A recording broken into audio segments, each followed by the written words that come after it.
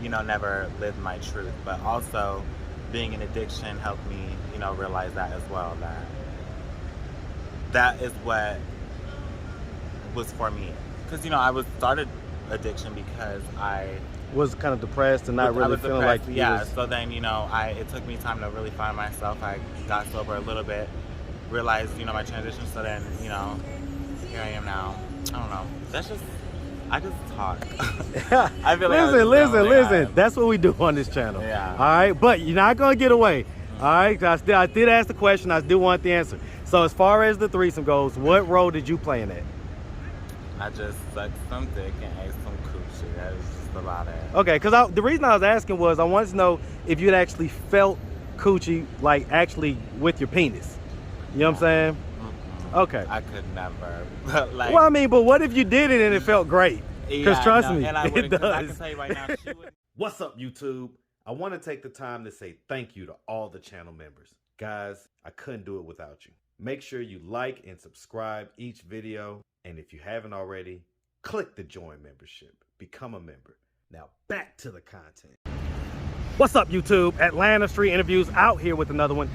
So we got my man today. How you doing today? So first of all, let me get your pronouns straight, man. So what pronoun do you go by? I'm Lonnie and I go by they, them. They, them? Okay. All right. So we have, and I'm sorry, Lonnie? Lonnie. All right. So we have Lonnie here today. How you doing today? I'm doing good. All right. Okay. All right. So are you homeless? I am, essentially, yeah. Okay. How old are you? I'm 21, about to be 22 on Halloween. Oh, yeah, man. Yeah. All right. You're still a baby. Yeah. All right. Well, happy early birthday. Thank you. All right. And so how long have you been in the state of homelessness? Well, I actually just moved here for opportunities, and I'm from Indiana. So like, it wasn't it for me there. So like, I kind of just came here to use the resources they have for, people like me, I personally people like you, meaning what? Like a trans person. So like, I'm trans, but I don't really identify as any gender. Like, it's kind of crazy when you really think about it. But that's personally just me. So I go by they, them, she, her. But they say they, them, they say it. It don't matter. But yeah, I'd probably say about like 3 years, just to answer your question. Okay, long way of saying 3. I get it, man. So. Okay, so it's been about 3 years. So what was it that happened 3 years ago to cause you to become homeless? Well, addiction. Addiction to what? It was opiates. And I'd say today I am 31 days sober. I'm very proud of myself. Wait, listen, man, congrats on that. Congrats on the sobriety. Yesterday was my little 30-day celebration. Okay. What'd you do to celebrate? Well, the people that, I'm around, they made me a card with all their names on it. And yeah, it made me feel good. Got kind of emotional. Kind of like a little family out here, right? Yeah. I can dig it, man. I can dig it. All right, man. So, okay. So, do you have any kids? No. No? All right, have you ever been married? No. No? Okay. And so the opiates that you have become addicted to, were these basically... was this a situation where you was prescribed these at first? No. Okay. Was just, you just decided. What opiates was it? It was fentanyl, and people are really dying out here because of that. And I never thought myself that I would, overdose. So that alone, it kind of just woke me up to really, like, this shit is real, because I never would have thought, like, ever. So. What was it that made you try fentanyl for the first time? Well, it was kind of just like a friend at the time. And they're actually clean now too, so it's like, it's really good to. Was this like a romantic partner? No, this was like a friend. I was kind of just I have a problem with like making other people's problems my own. Like, I am an empath, like, so I mean, she had kids, like, I would kind of just give myself a little too much to people. I didn't set any personal boundaries. And I feel like that's kind of what kept happening in addiction, because, you're kind of stuck in this mindset when you're in addiction. And it's, when, getting sober now, it's like feeling all of these things again. It feels good, but it's going to take some time to set, like, my own personal boundaries. And saying no to drugs, of of course. Okay. All right, man. So let's just start from the beginning, man. So where you from? Indiana, What part of Indiana? Fort Wayne. Hey, man. Shout out that big Fort Wayne. Yeah. Shout it out, man. Fort Wayne, Indiana. Let me tell you, man, I had a whole team of guys up in Indianapolis. I used to go up there, I'd say once every quarter, once every 3 months, man.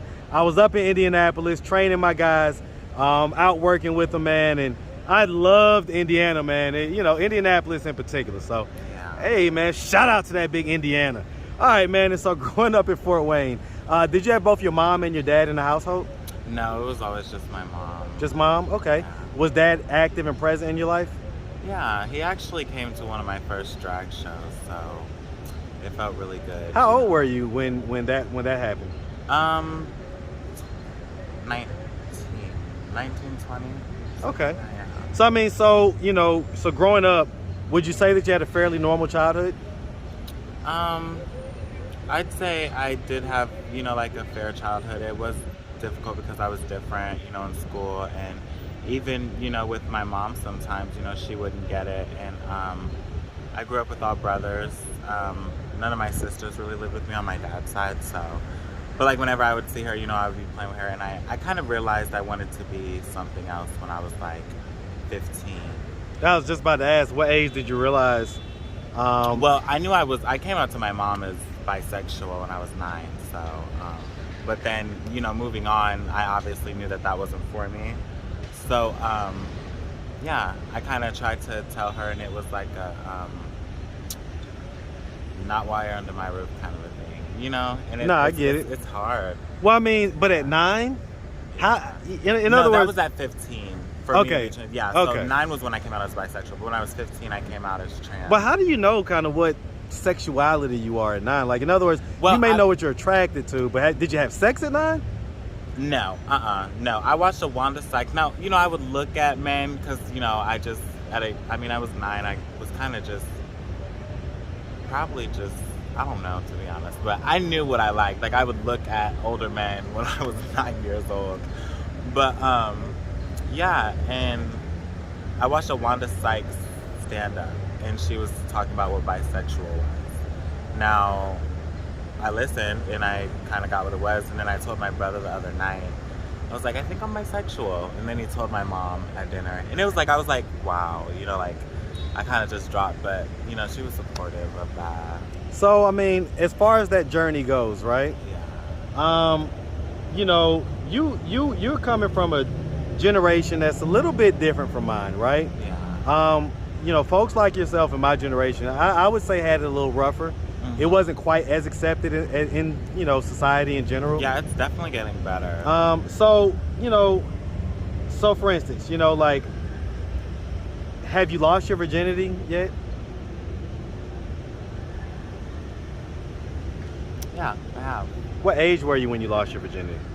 I couldn't even tell you. Well, I mean, you're only 21. You're 20. Yeah, I'm even 21. You should be able to right. tell me. And I can, because you would think that I would know that, but I don't. Well, just give me an estimate. Estimate. What grade were you in? I'm trying to think.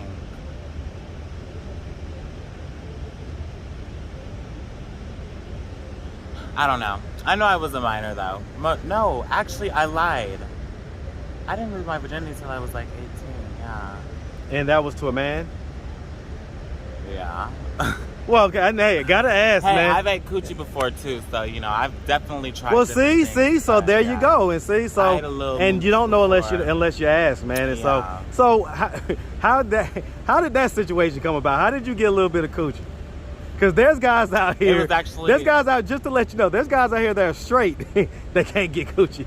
So how'd you get a little bit of coochie? Well, it was actually my first little. It was just like an oral threesome. I wasn't like doing no fucking or nothing, but it was with my friend and her guy friend, and he was cool. So did a little razzle dazzle, So what part did you play in that? I just recently got back on my hormones, but when I was taking my hormones, it was like my libido, my sex drive was gone. So But what then- hormones? You talking about the Hormone estrogen? replacement therapy, yeah. Okay. So, you know, I had stopped taking it for 2 months because, you know, I was battling addiction or whatever. But, yeah, and then I stopped taking it for those 2 months, and I realized, like, it feels weird because, like, I feel like more aggressive. Feel like a man? Not like a man. I just feel more aggressive. Like, honestly, like. So let me ask you really- about that. I mean, so. I'm more, like, gentle when I'm on my, like, because it. But do you feel like that's how you're naturally supposed to feel? Like, in other words, No. if the creator made you that way. No. So- I am very much, you know, my own self. I know, like, exactly, like, being trans is not just something that, you know, you would let your parents just kind of, like, shy you away for. Like, you know, if I really thought, even in the, like, to think about something like that, you know, I probably would have stayed with my mom and, you know, never lived my truth. But also, being in addiction helped me, you know, realize that as well, that is what was for me.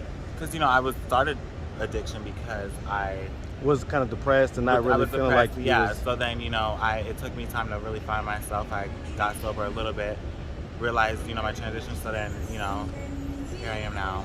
I don't know. I just talk. I feel like listen. That's what we do on this channel. Yeah. All right, but you're not gonna get away. All right, I did ask the question. I do want the answer. So as far as the threesome goes, what role did you play in that? I just sucked some dick and ate some coochie. That was just a lot of. Okay, because the reason I was asking was I wanted to know if you'd actually felt coochie, like actually with your penis. You know what I'm saying? Okay. I could never. But like, Well, I mean, but what if you did it and it felt great? Because yeah, trust no, me, and I it wouldn't. 'Cause I does. can tell you right now, she wouldn't even get up down there. Like, she's just she would not. What if it did? Well, what would you do? What if you like found yourself like you didn't want to be, but you was rock hard right there with some pussy right in front of you, and you got in that thing and you never felt nothing like that before in your I would life? probably cry. I would leave and cry. Your penis would cry. It called an orgasm. I would cry. It- I would cry. Oh my Hey man, goodness, listen, I'm they're not used to gonna me lie. out here, man. They're used to me out here. Yeah. I've been out here for a while now. All right, so as far as it goes, you know, we've been out here for, you know, it's been about 3 years, but we've been in Atlanta just to sound like a short period of time. Yeah. Sounds like about a month or so, right? Uh-huh. So what are we doing to try to, you know, get ourselves out of this position of being homeless? So I just got a job today. Very excited. Hey, man, congrats on that, man. You know, and I've had people coming up to me, you know, I actually tried to go to this modeling agency over here, but it wasn't in that location. And then I met somebody else today that, you know, had a sister, you know, she was an agent or like something, but like she was talking to me So about you want to it. do modeling? I do want to get into modeling a little I bit. gotta say, you know, you're a good looking person, man. Thank you. You know, you really are. You know, hey, listen, I always compliment folks, man, but you're definitely a good looking person. I think you could do some modeling. Thank you. Yeah, absolutely. All right, man. So, you know, you're trying to kind of, it sounds like, just find some leads on some things you want to do. Do you have any forward motion in process as far as housing? Yeah, I'm working on that. I kind of just want to get a job first and, you know, stack some money because I am at a shelter, so. I was about to then- ask, like, so you sleep yeah. at a shelter at night right now? Yeah. Okay. And it's like a, it's kind of a program thing. It's really awesome. I would recommend it to a friend. if What you- program? What's the name of it? I don't want to, like, put all that out there because it's kind of just like a, you know, like. We Well, I just could wanna dig it. keep The each only other- reason I asked because you said you would Right. recommend it to a friend. Yeah, but too, like, you know, if I'm seeing somebody out here, you know, like, I wouldn't just want to let, you know, like. Everybody know? Why not? Yeah, 'cause Maybe somebody watching that may, That's you know. like, you know, our safety over there. It's like. you Yeah, I don't want nobody coming trying to find you guys. know, Yeah. All right, that's understandable. All right, so does your mom know that you're homeless? Yeah, she does. If she were to happen to come across this video on YouTube, what do you think her thoughts and her reactions would be? Honestly, I couldn't even tell you. But, I mean, what do you think it would be? Like, nobody knows for sure, but what do you think? what do I think it would be? That is a good question. She would probably just shake her head. That's what she would do. If there's any message you could give her, if she's watching this right now, look her dead in the camera and give her a message. I love you, Mom. Give, little niecey Pooh some kisses for me. That's what I'm saying. All right. Yeah. All right. Well, listen, man, we really appreciate you taking the time, answering all of our questions. If anybody out there wanted to reach out, help, or donate, do you have a way they could do that? Do you have social media, Cash App, anything like that? I do have Cash App. I'm probably not going to give my social out. But, you can leave a little note in the memo. Just, something sweet. Yeah, I mean, what's the Cash App? It's #YK, the THE vibes with 2 S's. Okay. So VIBESS. VIBESS. Yeah. Okay. All right, man. Well, like I say, we really appreciate you. Definitely wish you nothing but the best out here. All right. Mm-hmm. My God, man. Have a good one.